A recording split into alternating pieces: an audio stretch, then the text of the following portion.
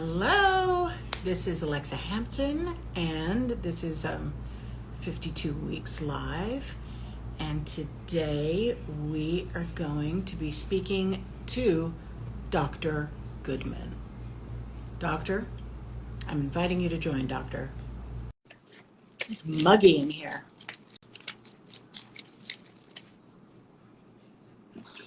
Am I here? Oh my God. Hello! Doctor. Dr. Goodman, let me move my chair so I can see you just perfectly. So I just need to know something. You've got a ring light. You've got the whole thing set up. No, I don't have a ring light. I have a huge wall of windows. Oh, okay. Because I got a ring light, but it bounced on my glasses. So, do I look dark to you? Darkish? No. Oh, okay. I think I have a gremlin in my iPhone that just tortures me. I'm convinced of it. I'm convinced. All right. Well, you get comfortable. There is no I'm gremlin. really There's comfortable. only awesome.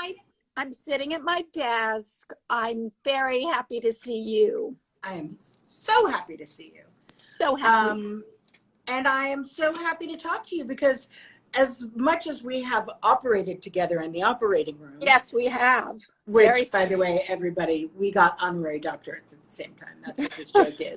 We did. We got in the operating room the same day. Yes. Mm-hmm. But I have never really sat you down and asked you about how you started off in this wacky world. Well, it was a very circuitous route, I will tell you that. And it was, I never meant to, my intention was to be an actress. And I studied quite seriously with NYU School of the Arts. I got my degree. I studied with Stella Adler. I studied with Andre Gregory. I did all this crazy stuff. And then I got out of NYU and I started auditioning. And guess what? I discovered I do not have any part of me that has the stamina emotionally to be an actress and to go around and beg people to hire me. And how long did you try? I didn't try very long. I mean, I worked in summer stock and I did all that stuff while I was still studying. But then when I got out and started auditioning, I thought, this is not the way I want to live. I want to really work. I want to have a job. I want to work and do something productive. And so I literally took the first, what was I doing? I can't quite remember the sequence, but my friend Alida Morgan called me one day and she said, there's a job. She was working at Harper's Bazaar. And she said, there's a job opening. It's to be an assistant for this new editor who's coming from England. And, they're going to hire somebody. And I went, I'll come and interview with Carrie Donovan. So I did. And Carrie said, Carrie Donovan. And her big bangles. Yeah. And she said, well, Wendy, she said, you've been studying like history of art and writing and theater. What makes you think you can join the fashion world? And I said, well, I think fashion and theater are really the same thing. And she went, oh, that's so funny. And she hired me. And then she said, now you're going to be Anna Wintour's assistant. She's just come over from London.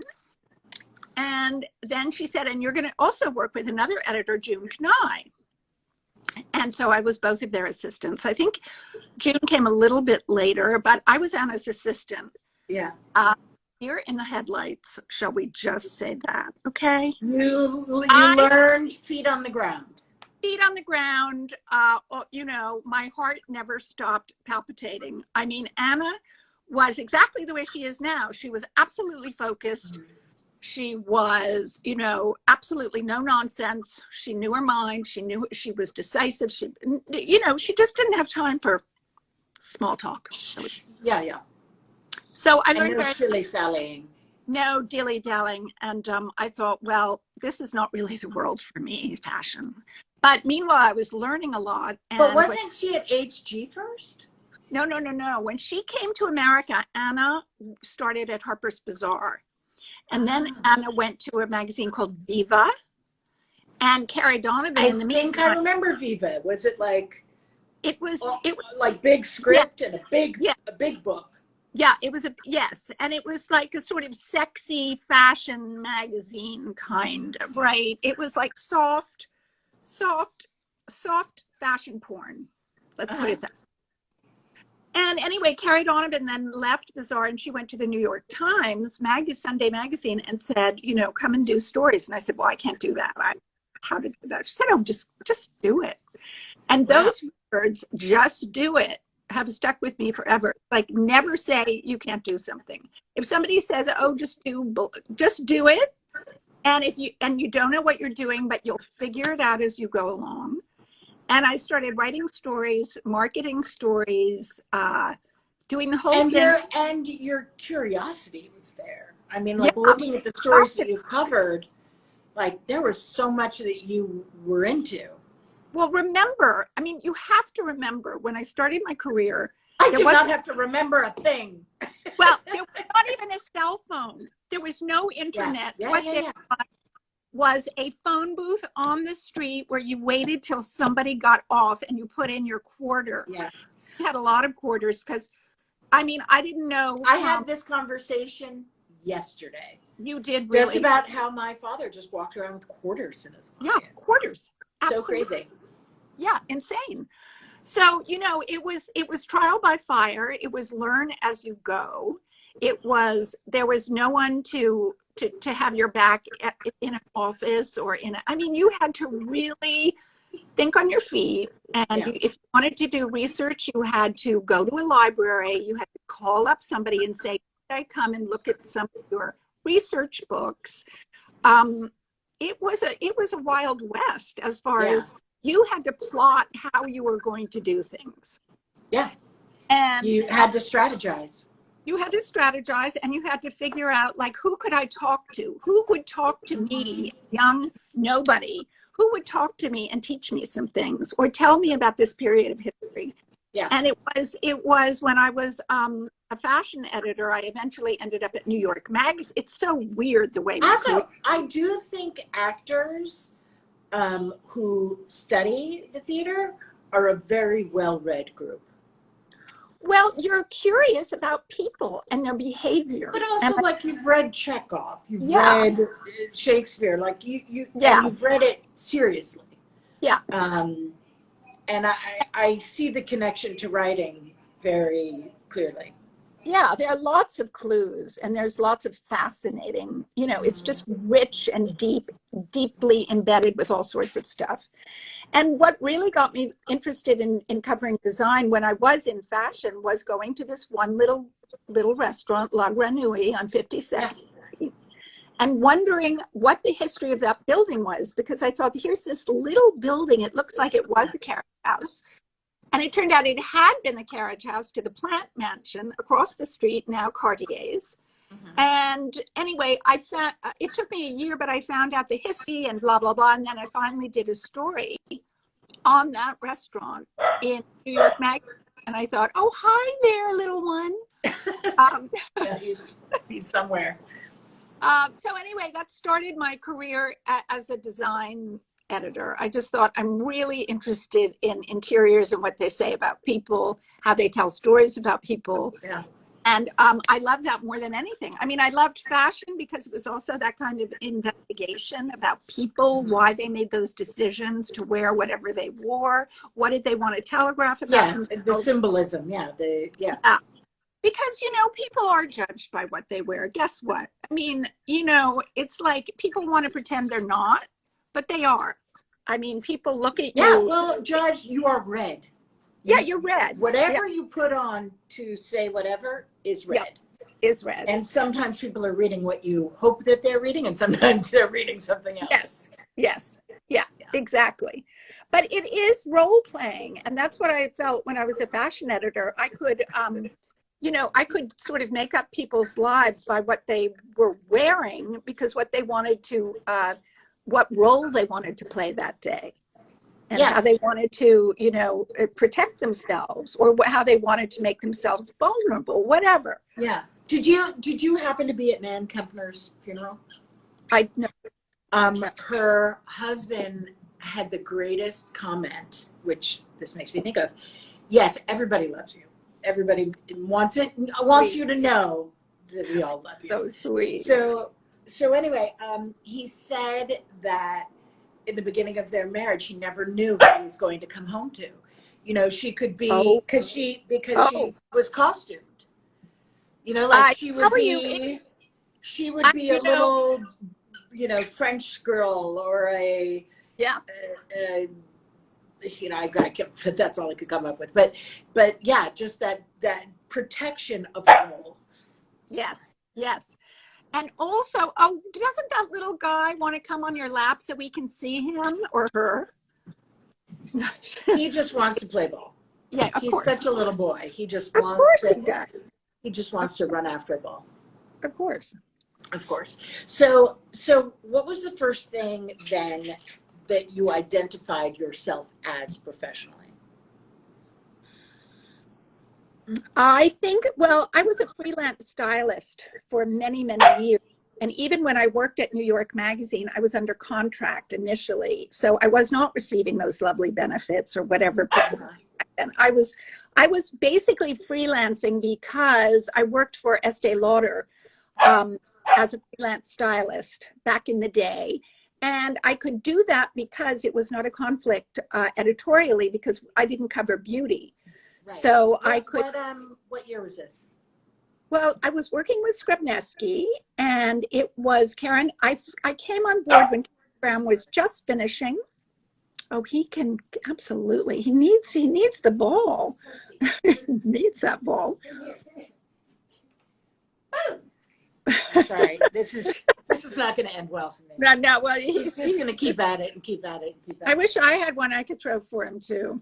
I do too. So what years? Oh, so this was the 80s. This was mid 80s, and then I went on these incredible trips with Estee Lauder. Like when she was robbed. Who was Estee? Estee. I don't remember that. I never, interfaced with Estee Lauder. I will tell you why I know why I'm referring to it is I'm so sorry. My father stopped by to check on the curtains at Estee's during the robbery. No way. And he got handcuffed underneath a kitchen sink along with the butler and the driver. Oh my God. And Estee got like a black eye. They punched her in the face. They got $1 million in jewels. My God. And I think like within the past 5 years, Whitey Bulger claimed that it was he. That's the only time. I know it's so crazy, but it's so I'm just it's like making me think of life then, and it was such a different thing. So you're working with her and your girl Friday at New York Magazine. Oh yeah, I had a bouquet of personalities. Let us say that. It was it was even more surreal.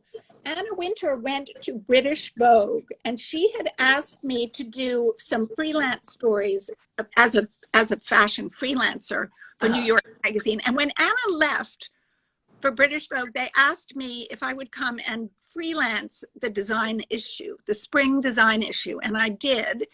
And from that, they asked me to take Anna's job, if you can believe that. And I first said no. I said I'm not going to do it. And then I thought, and then you just go do it. I thought of Carrie Donovan's voice going, "Oh, Wendy, just do it."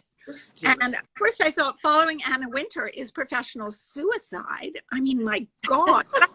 Yes, it fared so ill for you. So, and I think somebody told me that because I had a big byline on the cover of New York Magazine for that issue. And somebody said that Ralph Lauren was in his office and he went, "Who's Wendy Goodman?" Because he saw that and he went, "That's awesome." That. And I thought, well, I'll show him. You're like, I. No, but you may call me Dr. Goodman. But how bizarre is it that I have revisited all these different magazines? I went back to New York Magazine, and then is covering design. It's so surreal. The whole. But it is a mafia, no? I know mafia is a bad word to use in a positive sense, but there is a mafia-ishness to the Yes. design, writing, and styling and decorating worlds. Well, yes, it is a community. It's a small Community, that's a better word. community, Alexa Doctor. You say Okay. community, I say cabal. Um, but I think also um, you have to have this tremendous passion for it because you are inventing the wheel. You know, you're really inventing your own wheel as you go along. I mean, nobody was out there saying, Wendy, do this and do that. And Wendy, find you. It was like, Wendy, what do you have? Wendy, Yeah, Wild Wild West. And like immediately necessary. And it's still like that today, I have to say. It is still the same. And I have been so blessed and lucky to work with the best editors in the world to this minute. And, you know, it's just, it's a fantastic thing to collaborate. It's just working in a magazine has been the best, most fun thing I could ever tell you. Like your career, you know, working with people. Yeah, totally. What are some of your favorite dispatches? Dispatches in what sense? From the world of design in you know, postings to write about interiors. What were some of the great, exciting, like, wow, this is, well, I mean, obviously the Grenouille, Yeah, this amazing tale. Well, I was very privileged to work with the late, which is barely impossible to say Richard David Story, to go on these amazing trips for Departures magazine. Yeah. And that was extraordinary. And also with Nancy Novigrad back in the days of House and Garden and Dominique Browning, you know, those were the when you actually did travel and the magazines had budgets and they would send you and you could say, oh, there's a story in like a tiny little island off of the coast of, and they'd go, we'll go. And, you know, it was thrilling. And then I went to Tokyo for W magazine and I didn't even show them scouting pictures. I just kind of went into the office and said to Patrick McCarthy and Dennis Friedman, there's this amazing apartment. I just know it's all white. It's fabulous. It belongs to Mariko Mori. We've got to do it. And they went, we'll go. I mean, can you imagine today? It's like, no. You walk across the street, you have to tell them why it's worth it. I mean, really. Yeah, but that's also exciting because, you know, now we can look online and see stuff. But you were the reason, like you were feeding the zeitgeist by exposing it. Well, like, oh, here's this great Tokyo apartment. I mean, that's right. Huge. You had to go and actually photograph it because there was no Instagram. There was no sort of way to find these things unless you actually saw them with your eyes or opened a magazine or opened a book or went to the movies and saw some amazing location. That was life back then. Thrilling. What has, I mean, I can ask you what's changed that you dislike, but that's a bummer. What has changed that you love about your job in the past few decades? Well, I think what always is so incredibly such a gift to me is that I have to keep inventing. I mean, I have to keep going at not inventing, but finding and discovering. I love talent. I love, you know, all the stories that we do. It's like, it's been really challenging, of course, during COVID. But I'm on the subway like all day long, so much of the time in normal life. And I'm going out to see this and that. And I think that the great gift of a career that you kind of invent in a way is that you have to keep that, it's all fed on energy and passion and curiosity. And also educating yourself if you're going to do a story or you approach someone about doing a story that you really want to do, you have to know you have to do your homework. You have to know who they are, what their interests are, what has made them do the things that they've done. So it's really, it's self-educating yourself all the time.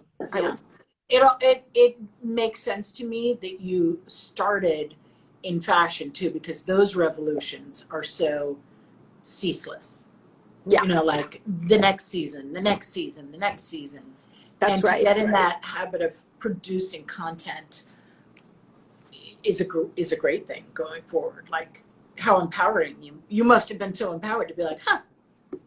Well, imagine that I saw Isaac Mizrahi's very first fashion show ever. Imagine that I was at, Marc Jacobs' fashion show when he was just starting out. Perry Ellis. I mean, I was in these showrooms, seeing these runway shows in showrooms. Yeah. And meeting the designers and getting to know them. And that was back in the day when it wasn't big companies that owned design houses or designers collections. It was the designers putting it all together and figuring it out. And, and it was so exciting. And it was so, it was just, every day was like this celebration of something. And the Whose city. clothes do you like wearing? I wore a lot of Isaac's, and I still do wear. I have been in Isaac Mizrahi's stretch pants since COVID, and I'm not joking. I have not worn real, like, clothes you zip up. Yeah. I know what you're talking about. I don't know what's going to happen but I love Isaac, and I love Isaac is a great. I mean, I love him and I love his clothes. Yeah, he's great on so many levels. Oh, he's just like, he's a master and genius. And then I love COS, C-O-S. They have fantastic clothes. And I love Zara. I mean, Zara, I used to go to Zara every 5 minutes and think, oh my God, it's only $9.99 or whatever it was. And then I walk out and I actually spent quite a lot of money. That's to get you to buy a lot. No, there's a lot of great stuff out there. Now, I've seen you on your Dust Bunnies, showing some of your favorite collections behind you, some of your favorite artists. You are an avid art collector. Yes, I am. Do you want to show just a couple of your things because they're so sexy? Well, I'm going to show you something that I'm actually looking at. And when I was about to have lunch, this was maybe a year and a half ago at Burger Heaven, one of my favorite places that which is closed. Yeah. And remember Tender Buttons? Of course. Well, I was meeting someone, I was a little early, and I went to Tender Buttons and I saw this. They are old buttons that have little diamante, And I looked and they're little tiny portraits. And they're surrounded by little the diamond, little Irish mirrors. So I looked at them and I looked at the price and I said to the person, I'd like to buy one. And he said, okay. And then I looked at the three of them and I thought, no, I have to buy them all. I need them all. And I knew it was too much money, but I loved them so much. And I look at them every single day. And guess what? Tender Buttons went out of business like a week later. Later. That recent. So, that makes me so sad. So I never would have been able to get my beautiful buttons if I had gone, oh, Wendy, be practical. Just do what you can afford. I don't think like that. Because then you can miss out. You know what? Then I'll just go without eating I don't know. Yeah, fill in the blank. You'll make it work. Yeah, you can always figure it out. Yeah. I used to go to Tender Buttons and buy the buttons and turn them into earrings. Well, that's a genius idea. And that, because maybe I could make I'm going to make these into something, I think. Yeah. I mean, I have the most things I have here are books, and I really need to figure that out because I have too many books. And I know you can't get rid of them. I have to get rid of some because you see, I did these floor to ceiling bookcases. Yeah. It's really stupid. I just want to say, anybody thinking about it, don't do it unless you have a library ladder, which I don't have, which I thought I get, which I didn't get. Because the books at the top, I cannot access them. And now I'm too afraid to get them because I'm afraid the shelves will fall down. Oh. You know what? It's not, it's maybe we could pitch in and get you a ladder. You can just Well, stand on it and see. yeah, it could happen. I need a bit of an overhaul in my apartment now that I've been in here for a year, scratching like a dog at the beach, when the dog's scratching the sand. That's how I feel when I try to look for a book here. I feel like I saw you. So who knows if I saw you? Maybe it was probably just on this, and you'd had to quarantine, or you were going to have to quarantine. Yes, that's right. And yeah, that was probably at the very beginning, and you were not happy about it. No. Like, I haven't told them yet that I can't. No, I had to be in here 2 weeks, because remember back when this all started, it was like if there was any scary moment, it was 2 weeks, 2 weeks without anything. And so I did that. And then when I started going on photo shoots, which I've been doing a lot, getting tested, rapid tests, like before every single shoot. Yeah. So we've come a long way, I will say that. Aren't you glad you had your books during that time?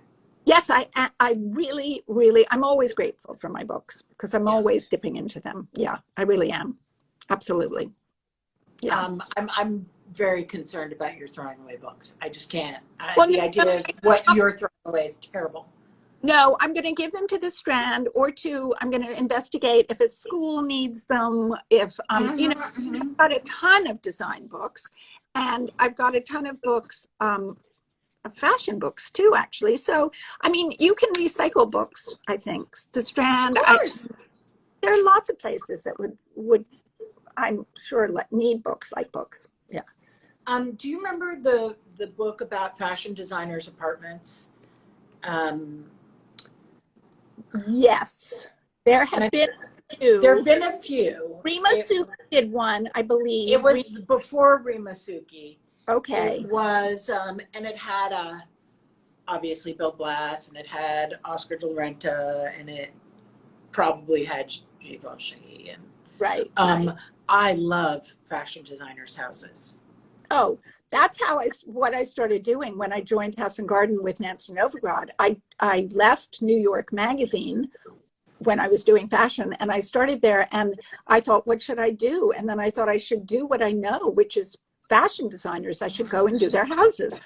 So the first one I did was Jeffrey Bean. Yeah. And lo and behold, he used his fashion fabric on as upholstery for some of his furniture. And it was really, that story was a great revelation and a great joy to do for many years. And I do think that fashion designers, unsurprisingly, have among the most beautiful houses, because they're seeing everything, and they're being invited everywhere, and they also understand, the accessories and the trimming. Yes. Yes. And the fantasy. They allow themselves to go with the fantasy of an environment and just be free with that. So yeah, I think absolutely. Yeah, I think the idea of incorporating fantasy after the year we've had is very appealing. Making things more fantastical. Yeah, more fantastical and more cozy and more, just giving you comfort. And, there is a moment when people are going to be able to come back into our houses and have dinner. I don't know when that is, but nobody wants to eat the food I'm cooking. Well, no, I don't subject people to anything. And I can say honestly, I'm not cooking this. We're going to do something else.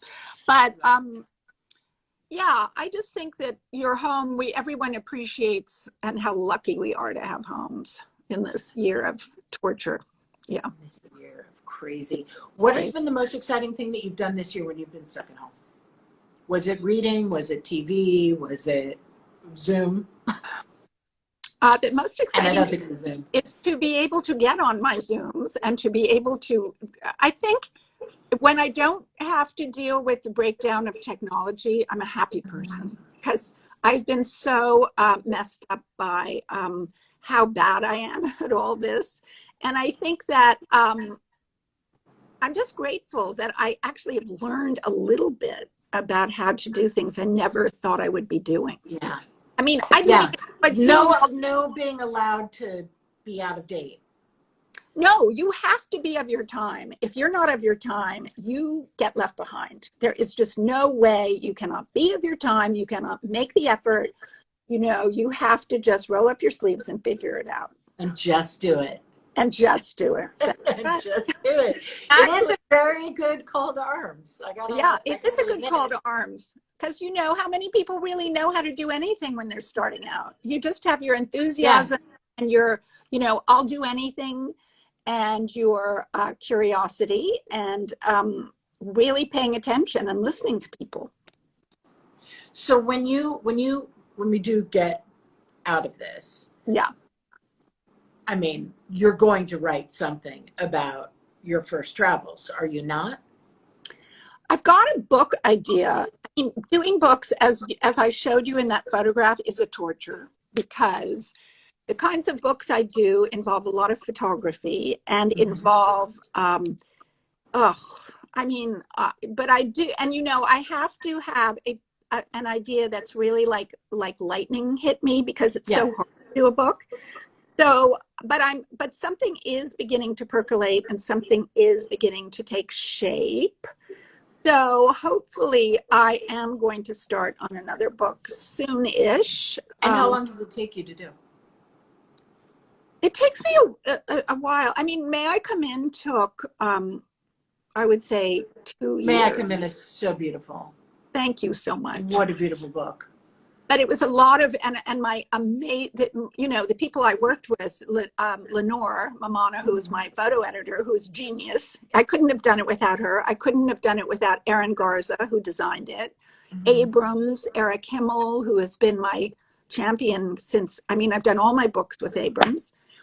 And, you know, it really takes a village. You need, there are a lot of people that you need support. And, you know, I need to be able to hire people to help me, because it's a big endeavor.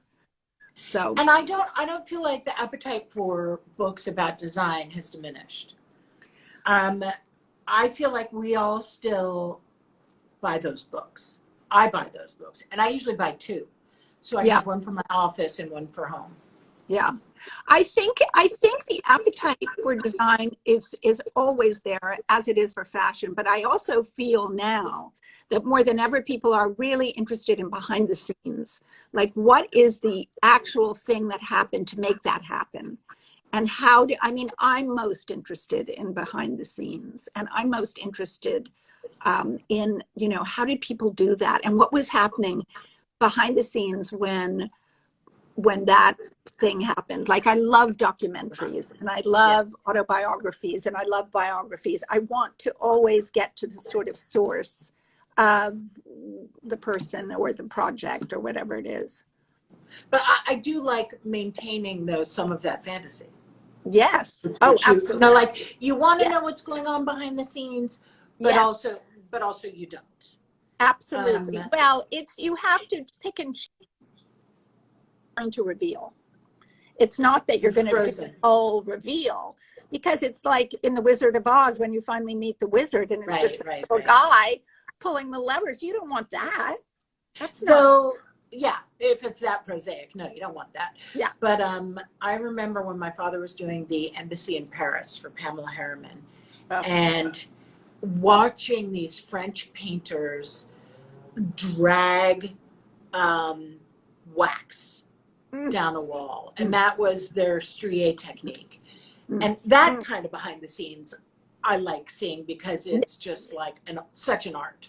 Yes, absolutely. Or I did a house in France and was watching them create their plaster with the hay, throwing the hay in the mixture, and I was like, wow. Oh my God, that's fantastic. That's so interesting. Yeah. It is so interesting. And I love watching them do it the old-fashioned way, but I do like to preserve some of the, you know, some of the magic. I don't like to know how it's all done. No, mystery is a very important part of life. Privacy also is something that I think is really interesting, because privacy doesn't exist anymore on certain levels. But I think mystery and privacy are to be protected. I do. Yeah, that's a very romantic notion. I like that. Yeah, absolutely. Yeah, Yeah, and my spirits. saying, Alexa, your stories alone. Why aren't you doing a book, Alexa, of these stories? Yeah, because I'm not gonna. I do have to do another book, and I think I'm ready. I Okay, think. you see, yeah, it's a moment where Uh, you kind of can't walk away from it. You kind of know. but I find this like fantasy and may I come in also? Um, it dovetailed so perfectly with the reascent of maximalism. I don't know if Yeah, that's a term you can't stand no, I or like. not, but a lot of those beautiful houses that you show have been around for so long that their mystery is intact because you only ever got to see the final result. Like Studio Paragali, which is a Oh, firm I adore. yeah. I have such a design crush on them. Um, like I love that you don't see. I would be less excited to hear everything they did to create the Yeah. the oasis. Yes. Well, I think that was actually, it's interesting you say that because Tony Duquette, one of the things people did say sometimes was, oh, you didn't want to see his house in the daylight because you would see how some of those Right, the things smoke were and the together. mirrors. It Yeah. was like Tony was so crazy and genius. But yeah, some of those things were when it was all magic and sparkle, but if you Mm-hmm. really looked deeply, you understood the components. So there Yeah. is want some mystery, absolutely. Yeah. Um, who are your favorite designers? Favorite If you, design. if yeah, like give me some dead designers that you love. Just so that we don't Well, offend anybody alive. Madeline Castaigne. I mean, I think she is just someone who, David Hicks. I look at his books and I go, oh my God, wait, that's just impossible. And and you know, I feel that way about Ashley's pretty crazy too. Ashley is Talk so. about like I think creating is so fantasy and brilliant. what Ashley, can he not do? no, he's brilliant. He's totally brilliant. Um, I think Nancy Lancaster, I mean, that her yellow bedroom is one Mm-hmm. of the great rooms of all time. For sure. And I don't know. I just kind of go back to, I mean, Dorothy Draper also, I'm not on for a lot of her stuff, but Mm-hmm. there are things I would extract. If I could do my fantasy apartment, I would just, Yeah. deconstruct a lot of people's work and kind of put it back together and redo Oh, it. okay. So that I want to know about your fantasy apartment. Well, I just think it would be like piping would definitely be involved. Okay.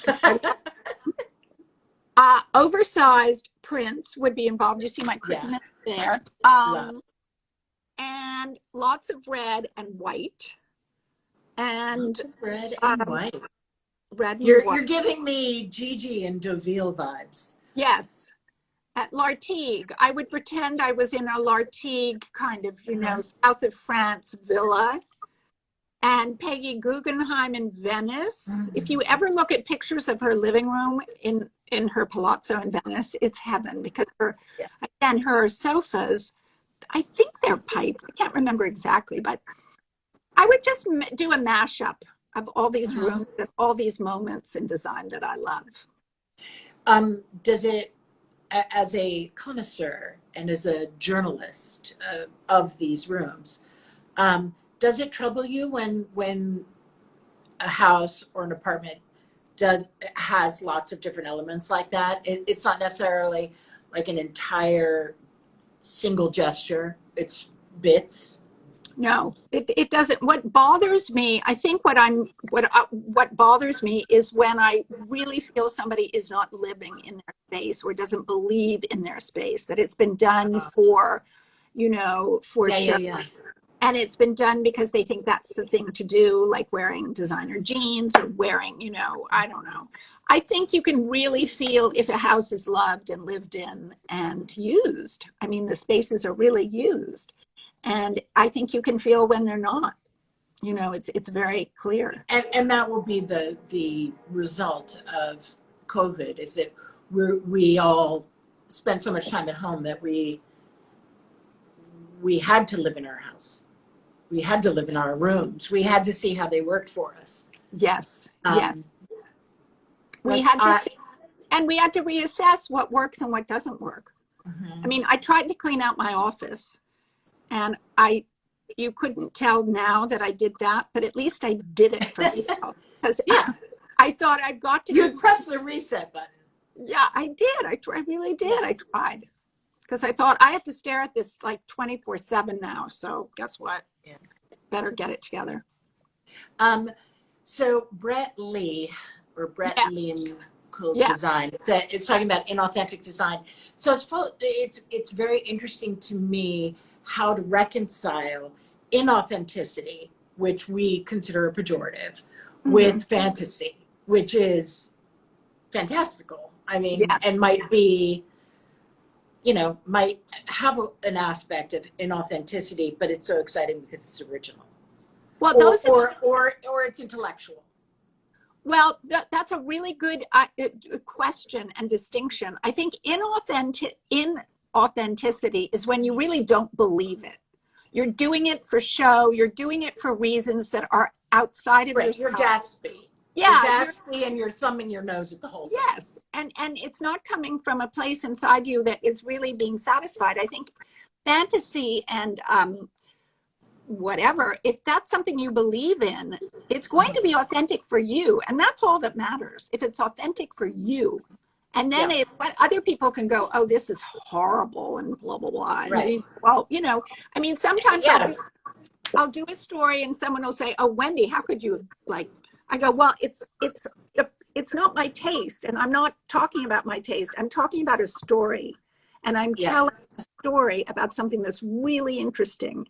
And really, one person's heaven is another person's hell. I wrote that in my book, and I believe it. It's like, it's a very subjective thing, what people love and what they want to be surrounded with. Yeah. And of course it would be subjective. Why wouldn't it be?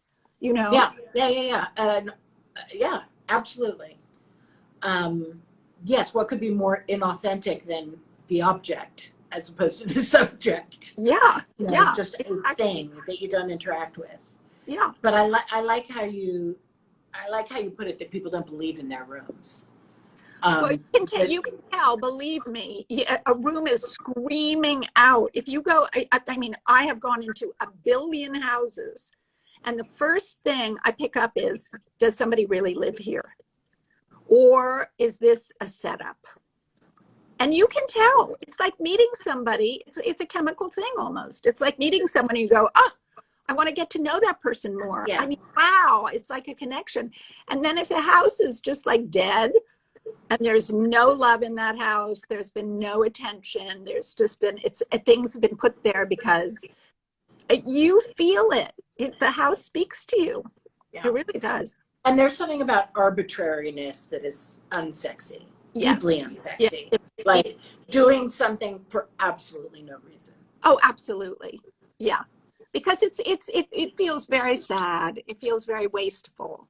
And it is wasteful.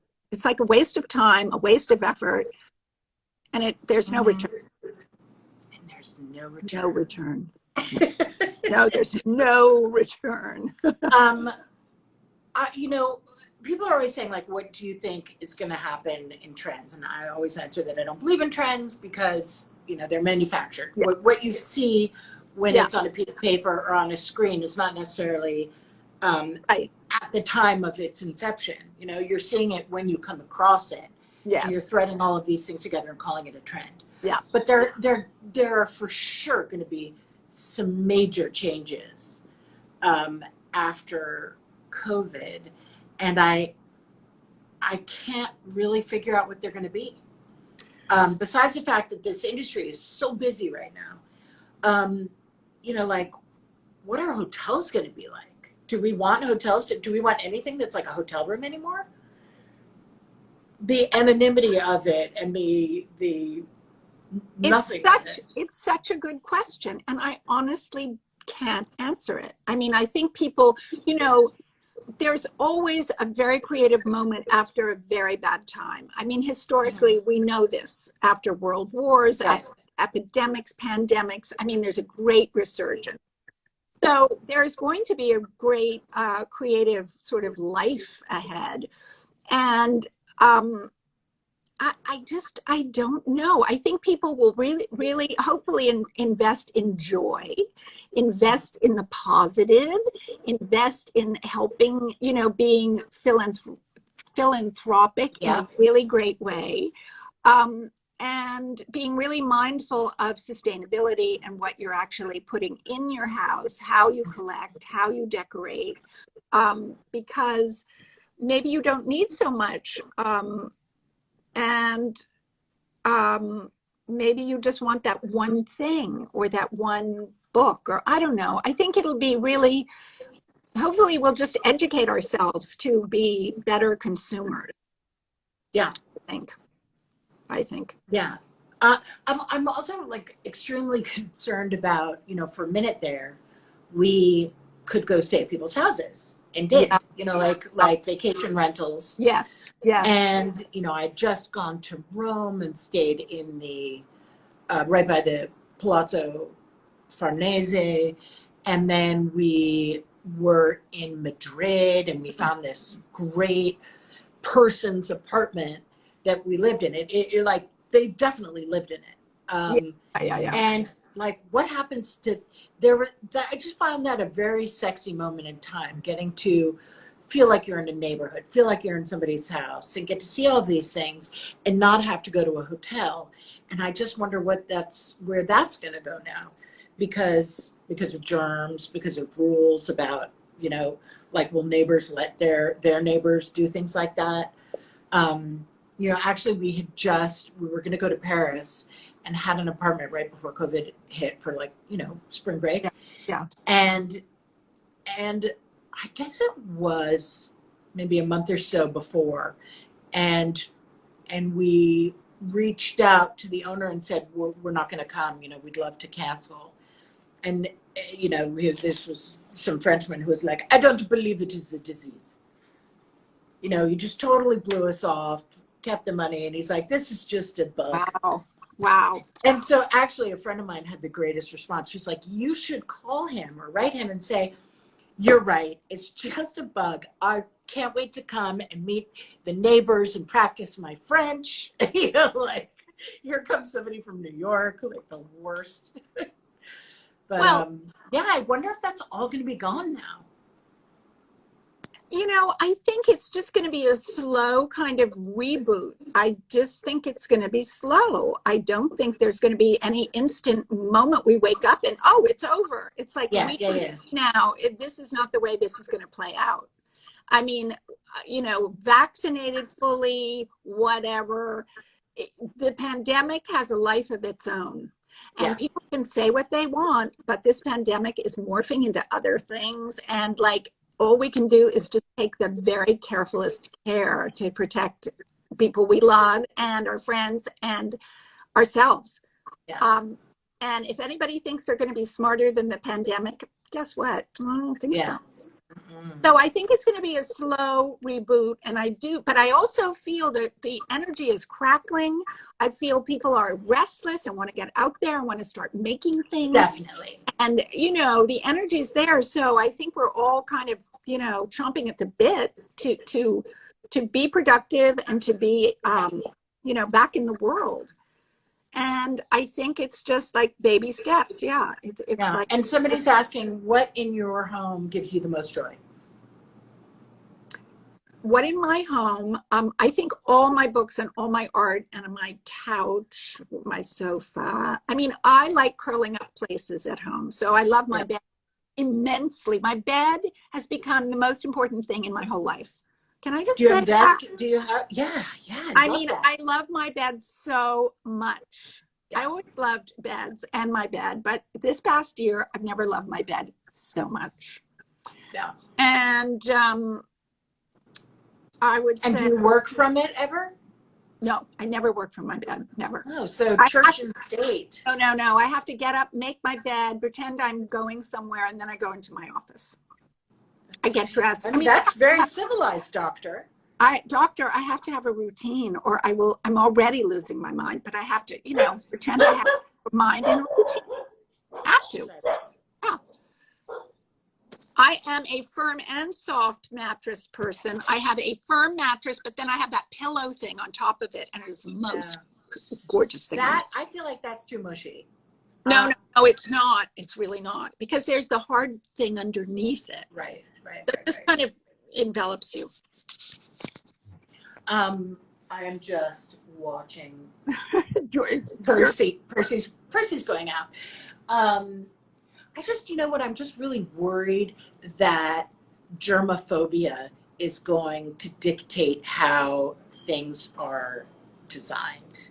You think so? No, well, I'm just worried about it. I hope not. But, I never eat. Somebody's saying, not even. Never eat in bed. I will eat in bed. Oh, no. Yeah, you're so disciplined. I love that. Anyway. Okay, wait. I might have something, a cookie. A cookie in bed. Something crummy. No, I know, that's really gross. That's really gross. Yeah, I know. And what are your sheets? Yeah, somebody said they just pulled the trigger on Plateau. Like all my clothes, my sheets I have a beautiful pair of linen sheets that are literally, I take them to the cleaner and say, can you please just sew up the holes or patch them? But and are they soft like velvet? Yes, at this they're point? the most beautiful thing. I mean, it's so luxurious to have linen sheets. I have one pair that is fast going to be disappeared soon, because how much can you patch? I don't know. But I think you should get some new ones and start beating them up as fast as you can. I might treat myself. Yes, I might do that. Now, didn't you say the poppy, the Porto poppy was one of your favorite fabrics? Oh, honey, yeah. I got a baby pillow. Okay, Porto for $1 billion. I mean, yes, I would love to just outfit my whole bed in Porto poppies. Yeah. Somebody saying, go fund me again. Yeah. Yeah. It's just not going to happen. So I had a client when my father was alive who had a queen bed, and she had us order her Porto sheets, which we did, and then she decided she wanted a king bed. So we did the king bed, got her the king sheets, but then she returned the queen sheets that she had slept on. So, my father was like, well, I'll just take them. And I slept in my parents' bed in Southampton at some point after that when the Porto sheets were on. And I was like, oh my God, they're not just a fluke. No, they're really beautiful. Yeah. Really feel good. It's sort of, I feel like it's like I was the guest of someone on a private jet once, and I thought, you know what? I don't want to know about this. I don't want to know that this exists, because this is so luxurious. You don't waste time. You just this is how some people do it. And it's like a great thing, but it's like, I will never have that thing. So unless I'm a guest, but do you know what I mean? It's like, but it's great to know about it. I think you should know about the finer things, even if you can't have them or buy them, but you should know they're out. I think now, in my fantasy world, sure, I'm flying private at some point all the time, but I feel like that's less exciting than when you're in the airport and you feel that energy and you're like, you've got your passport and you are going somewhere. Of your mind. I think what's exciting is somebody driving their car on the tarmac and going, okay, that's also exciting. I'll take your bag for you. And then you never see that bag until you get off the plane. And then you could bring your dog on the plane. And then you can, no, in the airport, I haven't been in an airport in over a year. Well, I was in one yesterday, and I'm going to be in one today. I was in JFK yesterday. Today I'm going to be in LaGuardia.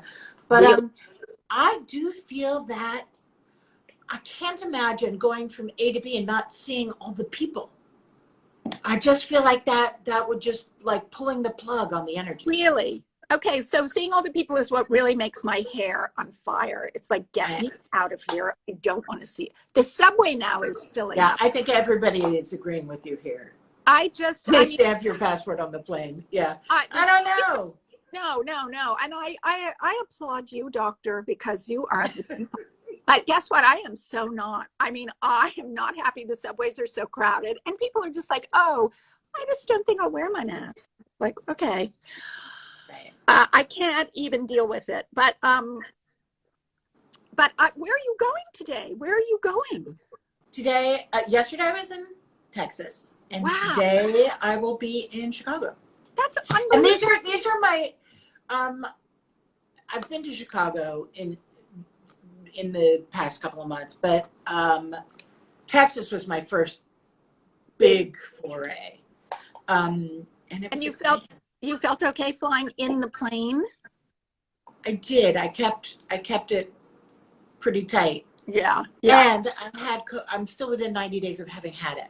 Oh my God, But, Alex, I forgot that you had it. Your whole family no, had but it. I had it, and it's over. Pavlos is the one who got clobbered. So, there's almost relief to have had it and have, though I don't want to talk about COVID, but how can we not talk about COVID? Seeing Albert Elbaz die. Oh God. I thought I'm sorry, we're giving Brett anxiety. I thought that was a huge loss for the world of beauty. And one of the What loveliest. an eye he had. Yeah, he had not only that, but he was the kindest, sweetest, funniest. Was he? You just fell in love with him when you met him. I loved him so deeply I met him at Jeffrey Bean when he was Bean's assistant. And he was really someone that just you loved instantly. Yeah. It's just tragedy beyond tragedy. I feel like he really shook things up. Oh, and no, I'm not vaccinated yet, but I have my date. I am getting vaccinated. Yeah, it's a huge loss beyond a huge loss. Well, you better just be, I mean, what time are you, when are you, you're so amazing, Alexa. Can I just say to anyone who is listening, you can always say that. Doctor is one of the most awesome people. She is, I don't know all the things you do. I really don't. You have a fantastic family. You're running your family, running your business, you're flying, it's unbelievable what you do. That's ridiculous. That's what everybody does. You are, and there have definitely been bumps in the road this year specifically. It's been bizarre. Well, not that would surprise anybody to hear, but I'm not here to say I'm gliding through. I just it's back to Carrie Donovan. Just do it. We just got to do our stuff. We're workers.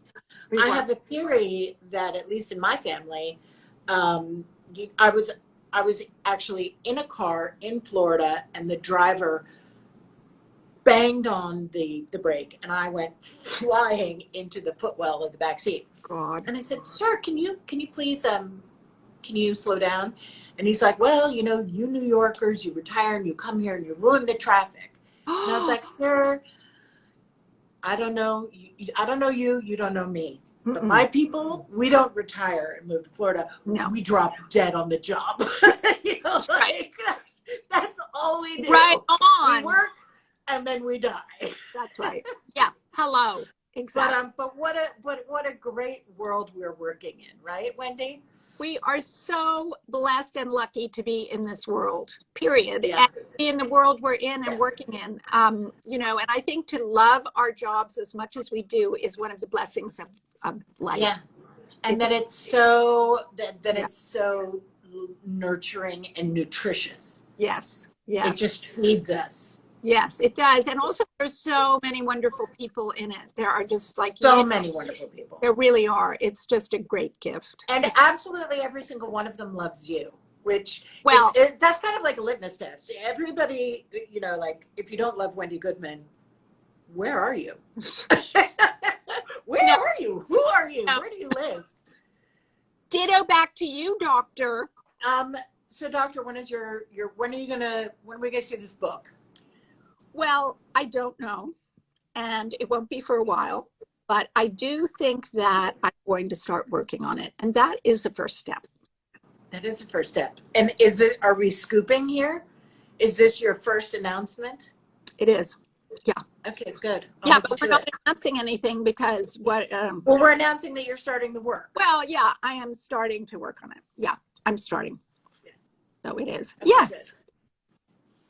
Well, I can't wait. I love you. I love you. Yeah, somebody's worried that I'm going to miss my plane Okay, much later on. yeah. Don't miss No, your. no, no, no. I'm around. I'm around. I am giving a house tour in an hour to a magazine, to Veranda magazine. Oh my God. For ADAC. So I've had to make sure that my house, like there are things hiding under tables. You're unbelievable. Well, thank you so much. This is such an honor. Thank you. And You are the best. So Everybody loves Wendy. I am no exception. And everybody loves you. So thank you so much. And see you soon, I hope, in person. See you very soon. Okay. Love you. Bye. Bye. She's so sweet, you.